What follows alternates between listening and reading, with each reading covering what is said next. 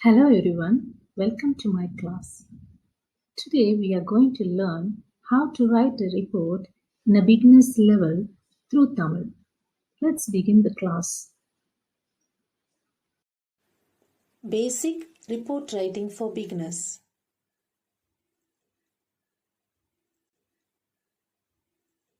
Report ரைட்டிங்கில் நிறைய types இருக்குது.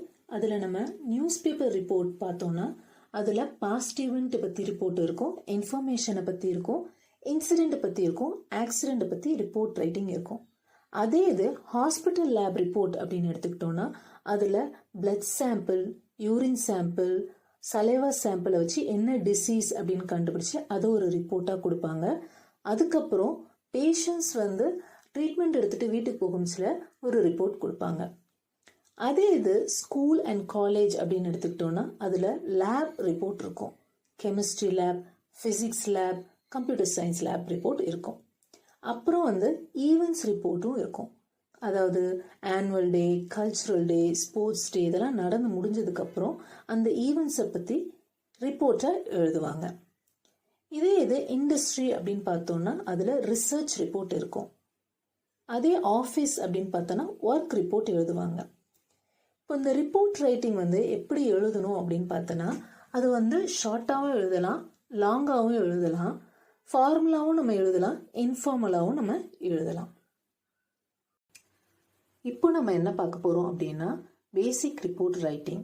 பிகினர்ஸ் ஆரம்ப கட்டத்தில் எப்படி ஒரு ரிப்போர்ட் எழுதணும் அப்படின்றத பார்க்க போகிறோம். அதாவது இந்த ரிப்போர்ட் ஒரு நியூஸ் பேப்பருக்காக இருக்கலாம், இல்லை ஒரு மேகசின்காகவும் இருக்கலாம், இல்லைனா ஸ்கூல் காலேஜ் ஏதாவது ஈவெண்ட்ஸ் நடந்து முடிஞ்சதுன்னா அதை பற்றி கூட இருக்கலாம். அது ஒரு ஆரம்ப கட்டத்தில் சிம்பிளாக ஈஸியாக எப்படி எழுதணும் அப்படின்றத நம்ம ஸ்டெப் பை ஸ்டெப்பாக பார்க்க போகிறோம். இதில் பார்த்தீங்கன்னா இப்போது 8 ஸ்டெப்ஸ் இருக்குது. அதில் first a headline, second a photo, third a பைலைன், 4 a place line, 5 a lead paragraph, 6 body paragraph, 7 quotations, 8 additional information. இதெல்லாம் தான் நம்ம பார்க்க போகிறோம். First one, headline. Headline should be catchy with a crisp and sharp words. அதாவது ஒரு headline எப்படி இருக்கணும் அப்படின்னு பார்த்தீங்கன்னா தலைப்பு எப்படி இருக்கணும் அப்படின்னா கவர்ந்து இழுக்கக்கூடியதாக இருக்கணும், ரொம்ப சுருக்கமாக இருக்கணும், அதே மாதிரி அந்த ரிப்போர்ட்டுக்கு சம்பந்தமான தலைப்பாக இருக்கணும், ஷார்ப்பாக அதுக்கு இன்ஃபர்மேஷன் தர்ற மாதிரி இருக்கணும். இப்போது நான் கீழே சில சாம்பிள்ஸ்லாம் கொடுத்துருக்கேன் அந்த தலைப்புக்கு, ஹெட்லைனுக்கு. இது ஒரு சாம்பிள் எந்த மாதிரி சாம்பிள் எந்த மாதிரி ரிப்போர்ட் அப்படின்னு பார்த்தீங்கன்னா ஒரு ஆனுவல் டே செலிப்ரேஷன் காலேஜில் நடந்து முடிஞ்ச அந்த ஆனுவல் டே செலிப்ரேஷனுக்கு நான் ஒரு ஹெட்லைன் கொடுத்துருக்கேன். சில சாம்பிள்ஸ்லாம் இருக்குது. Moment to cherish, annual day celebration, teens excited moment, students on cloud 9, twinkling stars, time to explore and exhibit.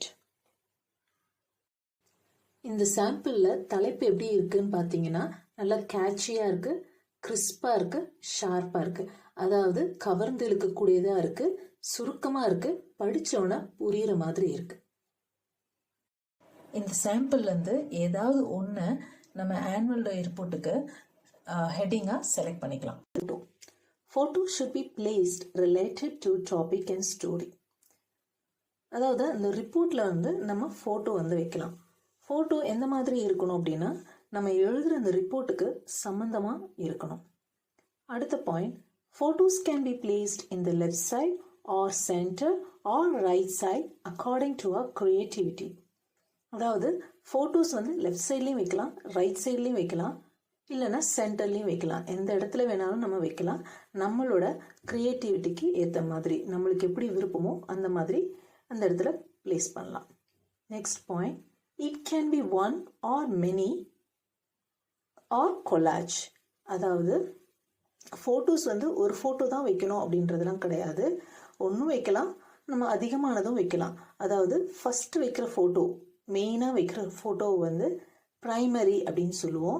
அடுத்தது வைக்கிறதெல்லாம் செகண்டரி சொல்லுவோம். இந்த ப்ரைமரி அப்படின்ற ஃபோட்டோவை நம்ம நல்லா பெருசாக பார்க்குற மாதிரி புரிகிற மாதிரி இருக்கும். அடுத்ததெல்லாம் வந்து செகண்டரி, ரொம்ப மெயின் கிடையாது. அதெல்லாம் வந்து ஒரு கொலாஜ் அப்படின்ற மாதிரி பண்ணி வைக்கலாம்.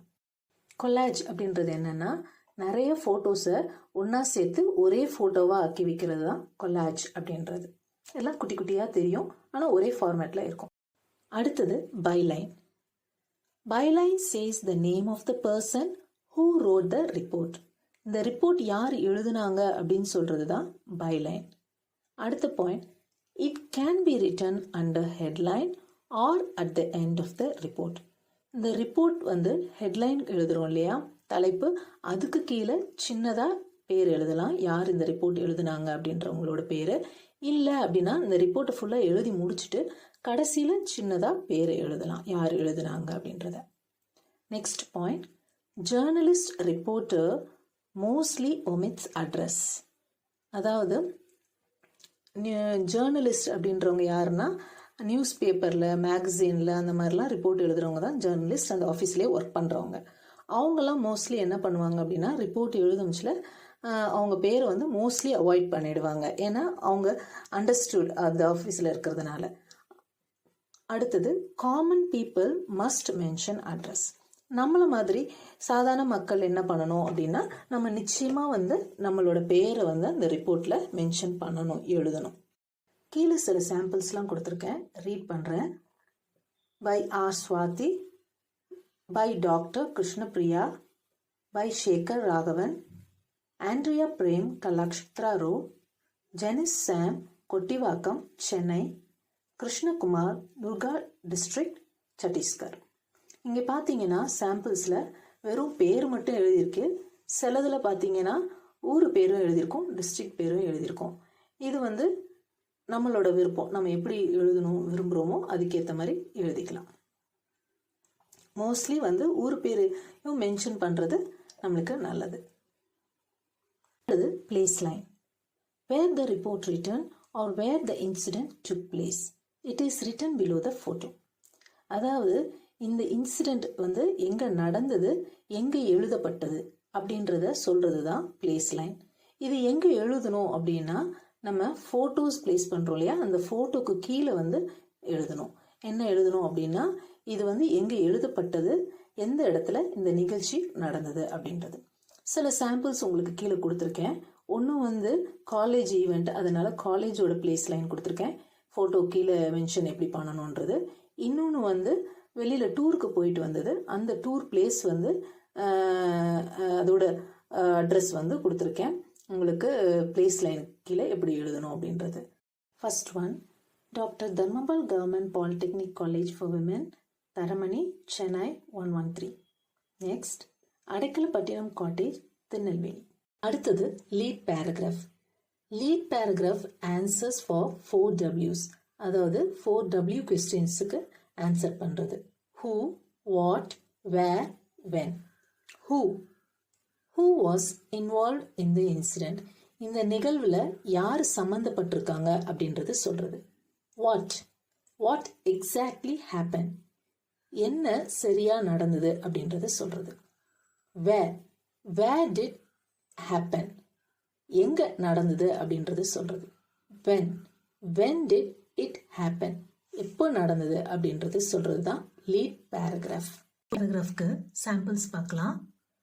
அதாவது இங்கே உங்களுக்கு டிஃப்ரெண்ட் டைப்ஸ் ஆஃப் சாம்பிள்ஸ் கொடுத்துருக்கேன். 5 டைப்ஸ் இருக்குது.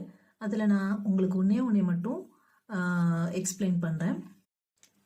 Doctor Dharmapal government polytechnic college celebrated 56th annual day at Taramani, Chennai 113 on 12th November 2019 at 10 a.m. in their premises. அதாவது இங்கே பார்த்தீங்கன்னா 4 Wக்கு நம்ம எழுதியிருக்கோம் லீட் பேராகிராஃப். ஹூ யார் அப்படின்னா doctor Dharmapal government polytechnic college. What என்ன அப்படின்னா ஆனுவல் டே செலிப்ரேட் பண்ணாங்க. வேர் அப்படின்னா தரமணி அவங்க காலேஜ் ப்ரெமிசஸ்குள்ளே, அதாவது அவங்க காலேஜுக்குள்ளே அப்படின்றது. வென் அப்படின்னா 12th நவம்பர் அன்னைக்கு 10 o'clock கொண்டாடினாங்க அப்படின்றது தான் லீட் பேராகிராஃப். இப்போ இங்கே பார்த்தீங்கன்னா சாம்பிளில் நான் இன்னும் 4 விதமான சாம்பிள் கொடுத்துருக்கேன். இன்னும் அதிகமான ஸ்டைலில் நீங்கள் எப்படி வேணாலும் உங்களுக்கு க்ரியேட்டிவாக எழுதலாம். அடுத்தது பாடி paragraphs. Body paragraphs explains how and why the incident happened. அதாவது இந்த பாடி பேராகிராஃபில் வந்து ஏன் எப்படி இந்த நிகழ்வு நடந்தது அப்படின்னு தெளிவாக விரிவாக சொல்கிறது தான் பாடி பேராகிராஃப் அப்படின்னு சொல்கிறது. அடுத்தது can write one or more paragraph. அதாவது இந்த பாடி பேராகிராஃபில் வந்து ஒரு பேராகிராஃப் இருக்கலாம், இல்லை அதுக்கு அதிகமாகவும் நம்ம எழுதலாம். ஆனால் இதே இது நம்ம லீட் பேராகிராஃப் முன்னாடி பார்த்தோம் இல்லையா, அதில் பார்த்தீங்கன்னா லீட் பேராகிராஃப் அப்படின்னா ஸ்டார்டிங் அப்படின்னு அர்த்தம், லீட் அப்படின்றது தொடக்கம் அப்படின்னு அர்த்தம். அதனால அது ஒரு பேராகிராஃப் தான் வரும் அந்த டீட்டெயில். இது வந்து பாடி பேராகிராஃப், நமக்கு ஏற்ற மாதிரி நம்ம வந்து ஒரு பேராகிராஃப் எழுதலாம், இல்லைன்னா ஒன்றுக்கு அதிகமாகவும் எழுதலாம். அடுத்தது பாடி பேராகிராஃபோட சாம்பிள். இந்த சாம்பிள் காப்பியில் doctor Dharmapal government polytechnic college annual day வந்து எப்படி நடந்தது, ஏன் நடந்தது அப்படின்றது தெளிவாக எழுதியிருக்கு. கன்க்ளூஷன், முடிவுரை. Conclusion consist of quotations and additional information. இந்த முடிவுரையில் வந்து 2 இருக்கும். ஒன்று வந்து கொட்டேஷன்ஸ், இன்னொன்று அடிஷ்னல் இன்ஃபர்மேஷன். கொட்டேஷன்னா என்ன? Quotation need to include at least one quotation from someone who was part of the incident and who was interviewed for the report. அதாவது அந்த ஈவெண்ட்டு, நிகழ்வு நடந்த இடத்துல வந்து பார்ட்டிசிபேட் பண்ணியிருப்பாங்க இல்லையா, அந்த மனிதர்களை வந்து சந்திச்சு அவங்க அதை பற்றி என்ன நினைக்கிறாங்க அப்படின்றத தான் நம்ம கொட்டேஷனாக அதில் வந்து எழுதுவோம். அது வந்து அட்லீஸ்ட் நம்ம அந்த ரிப்போர்ட் எழுதும்ச்சில் ஒரே நபரோட அவங்க என்ன சொன்னாங்க அப்படின்றத அட்லீஸ்ட் அதில் குறிப்பிடணும். இல்லை நம்மளுக்கு அதிகமான பேர்கிட்ட நம்ம இன்டர்வியூ எடுத்திருந்தோம் அப்படின்னா அந்த 2 பேரோ 3 பேரோ அந்த கொட்டேஷனையும் குறிப்பிடலாம் நம்ம. அடுத்தது additional information. Include the additional information about the reader May want to know. அதாவது இந்த இடத்துல வந்து அடிஷ்னல் இன்ஃபர்மேஷன்ற இடத்துல வந்து நம்ம ஓன் வியூவை வந்து அதில் எழுதலாம். இந்த ஈவெண்ட் நடந்து முடிஞ்ச ஈவெண்ட்டை பற்றி நம்ம என்ன நினைக்கிறோம் அப்படின்றதையோ, இல்லை வேறு ஏதாவது நம்மளுக்கு கருத்து அதில் இருந்ததுன்னா அப்படின்னா அதையும் நம்ம அதில் எழுதலாம். கொட்டேஷன்ஸ்ன்றது வந்து அந்த ஈவெண்ட்டில் பார்ட்டிசிபேட் பண்ணவங்க வந்து இன்டர்வியூ நம்ம எடுக்கமுச்சில் என்ன சொன்னாங்க அப்படின்றத எழுதுறது தான் இந்த கொட்டேஷன்ஸ் அப்படின்றது. அடுத்தது இங்கே says, said, stated, told, uttered, added அப்படின்ற வேர்ட்ஸ் எல்லாம் கொடுத்துருக்கேன். இப்போ இந்த வேர்ட்ஸ் எல்லாம் ரிப்போர்ட்டில் எங்கே யூஸ் பண்ணணும் அப்படின்னு பார்த்தீங்கன்னா, செட் அப்படின்றது நம்ம பிகினர் லெவலில் ஆரம்ப கட்டத்தில் எழுதி பழகிக்கலாம். அது நம்மளுக்கு சேஃபாகவும் இருக்கும், ஈஸியாகவும் இருக்கும், கான்ஃபிடெண்ட்டாக எழுதலாம். அடுத்தது அந்த லெவல் நல்லா எழுதி பழகிட்டோம் ரிப்போர்ட்டில் அப்படின்னா மற்ற வேர்ட்ஸ் எல்லாம் நம்ம யூஸ் பண்ண ஆரம்பிக்கலாம். இந்த ஆடட் அப்படின்ற வேர்டை எங்கே யூஸ் பண்ணணும்னு பார்த்தீங்கன்னா, ரிப்போர்ட் எழுதமிச்சில் ஃபஸ்ட்டு பர்சன் வந்து சொல்கிறத வந்து செட் அப்படின்னு சொல்லி எழுதுவோம். அதே இது இன்னும் நிறைய சொல்லியிருக்காங்க அப்படின்னா அவங்க சொன்னதை எப்படி எழுதணும்னா ஆடட் அப்படின்னு எழுதணும். திருப்பி செட் அப்படின்னு சொல்ல தேவையில்லை, அதுக்கு பதிலாக ஆடட் அப்படின்னு சொல்லி எழுதலாம். இப்போ இந்த சாம்பிளில் 2 ஸ்டூடெண்ட் 1 ஸ்டாஃப் என்ன சொல்கிறாங்க அப்படின்றத பார்க்கலாம். Miss Sujatha, CE first year student said, the motivational and inspirational speech regarding career given by the guest is more informative அப்படின்னு மிஸ் சுஜாதா சொல்கிறாங்க. It's a great platform given to us to show our talents and we enjoyed it a lot அப்படின்னு 3rd year architect student சொல்கிறாங்க. It's a day to explore and exhibit the inner talents. We cannot measure the happiness. They will be on cloud 9 அப்படின்னு Mrs பிரீத்தி staff சொல்கிறாங்க. அடுத்தது additional information. Include the additional information about the reader May want to know. அதாவது இதில் வந்து அந்த ஈவெண்ட்டில் என்ன நடந்ததுன்றது எழுத தேவையில்லை. இங்கே நம்ம அந்த ஈவெண்ட்டை பற்றி என்ன நினைக்கிறோம், நம்மளோட சொந்தமான கருத்தை இதில் எழுதலாம், நம்மளோட பாயிண்ட்டை எழுதலாம். இப்போ இந்த சாம்பிளில் என்ன எழுதியிருக்கு அப்படின்னு பார்த்தீங்கன்னா, இப்போ இந்த காலகட்டத்தில் வந்து கல்ச்சுரலுக்கு அதிக இம்பார்ட்டன்ஸ் கொடுக்கறத விட வந்து படிப்புக்கு தான் ஜாஸ்தியாக இம்பார்ட்டன்ஸ் கொடுக்குறாங்க. இந்த எக்ஸ்ட்ரா கரிக்குலர் ஆக்டிவிட்டீஸ்ன்றது ரொம்ப கம்மியாகிக்கிட்டே வருது. இந்த மாதிரி எக்ஸ்ட்ரா கரிக்குலர் ஆக்டிவிட்டீஸ் நடத்தமிச்சு என்ன ஆகுது அப்படின்னா, அந்த ஸ்டூடெண்ட் வந்து அந்த மாணவர்கள் வந்து அவங்களோட சொந்தமான டேலண்ட் எல்லாம் வெளியே கொண்டு வர்றதுக்கு, திறமைகள் எல்லாம் கொண்டு வர்றதுக்கு உதவியாக இருக்குது அப்படின்னு சொல்கிறாங்க. அதுக்கப்புறமா என்ன கருத்து சொல்லியிருக்காங்க அப்படின்னா, ஒரு காலேஜுன்றது வந்து ஸ்டூடெண்ட்ஸ்க்கு, மாணவர்களுக்கு வந்து நிறைய வித்தியாசமான எக்ஸ்பீரியன்ஸஸை கொடுக்கணும். மல்டிபிள் எக்ஸ்பீரியன்சஸ் கொடுக்கணும், படிப்பை தாண்டி மற்ற எக்ஸ்பீரியன்சஸ் கொடுக்கணும். அப்படி கொடுக்கமிச்சில் என்ன ஆகும் அப்படின்னு பார்த்தா உலகத்தில் இருக்கிற சவாலை சந்திப்பாங்க மற்றும் அவங்க புதுசாக நிறைய விஷயங்களை கண்டுபிடிப்பாங்க அப்படின்ற கருத்தை சொல்லியிருக்கு. ஃபைனல் அவுட்புட் ஆஃப் ரிப்போர்ட் அப்படின்றத காமிச்சிருக்கேன். நம்ம இவ்வளோ நேரம் ஸ்டெப் பை ஸ்டெப்பாக பார்த்துட்டு இருந்தோம். அந்த ஸ்டெப்ஸ் எல்லாம் எழுதி ரிப்போர்ட்டில் அந்த வேலை எழுதி அதுக்கப்புறம் நம்ம ப்ராப்பராக அரேஞ்ச் பண்ணால் எப்படி இருக்கும் அப்படின்னு பார்த்தீங்கன்னா ஃபைனலாக இந்த மாதிரி தான் அந்த டிராஃப்ட் இருக்கும். ஸோ இதுதான் final output of a report. இந்த ஆனுவல் டே செலிப்ரேட் பண்ணதை எழுதின ரிப்போர்ட் இப்படி தான் இருக்கும். இந்த ஃபைனல் ஆனுவல் டே ரிப்போர்ட்டை ஒரு மேகசின்லேயோ ஒரு நியூஸ் பேப்பர்லேயோ பப்ளிஷ் பண்ணச்சுல எப்படி இருக்கணும் அப்படின்ற சாம்பிள் தான் இப்போ நீங்கள் இங்கே பார்த்துட்டு இருக்கீங்க. இதில் நான் உங்களுக்கு ஆரோ வச்சு எல்லா ஸ்டெப்ஸையும் காட்டியிருக்கேன். ஃபஸ்ட்டு பார்த்தீங்கன்னா இதில் மூமெண்ட் டு செரிஷ் அப்படின்றது ஹெட்லைன். ஹெட்லைனில் மூமெண்ட் டு செரிஷ். அடுத்தது பார்த்தீங்கன்னா பைலைன். பைலைன்றது ஹெட்டிங் கீழே வரலாம், இல்லைன்னா நம்ம ரிப்போர்ட் எழுதிட்டு கடைசியில் வரலாம் அப்படின்னு சொல்லியிருந்தேன் இல்லையா. ஸோ இங்கே ஜெனிஸ் சாம் அப்படின்னு சொல்லிட்டு நான் ரிப்போர்ட் எழுதி முடிச்சதுக்கப்புறம் கடைசியில் பைலைன் கொடுத்துருக்கேன். அடுத்தது பார்த்தீங்கன்னா ஃபோட்டோ. ஃபோட்டோன்றதை நான் சென்டராக பிளேஸ் பண்ணியிருக்கேன். அது ஒரு கொலாஜ் மாதிரி செகண்டரி ஃபார்மேட்டில் பண்ணியிருக்கேன்.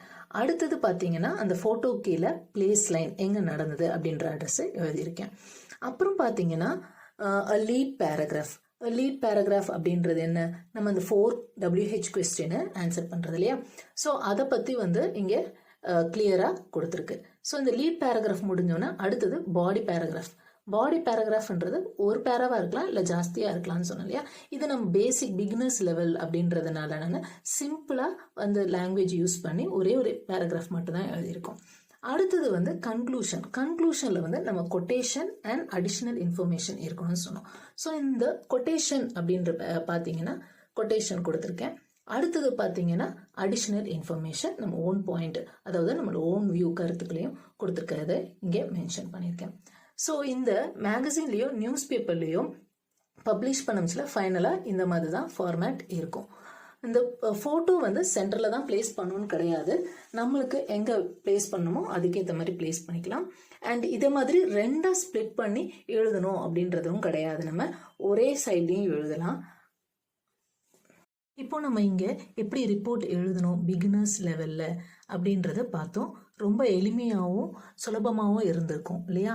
ஸோ இதை நீங்கள் என்ன பண்ணுங்க அப்படின்னா, இப்போ இந்த ஸ்டெப்ஸ் எல்லாம் உங்களுக்கு தெரிஞ்சிச்சு இல்லையா, அதை வச்சு நீங்கள் திருப்பி எழுதி எழுதி பழகுங்க.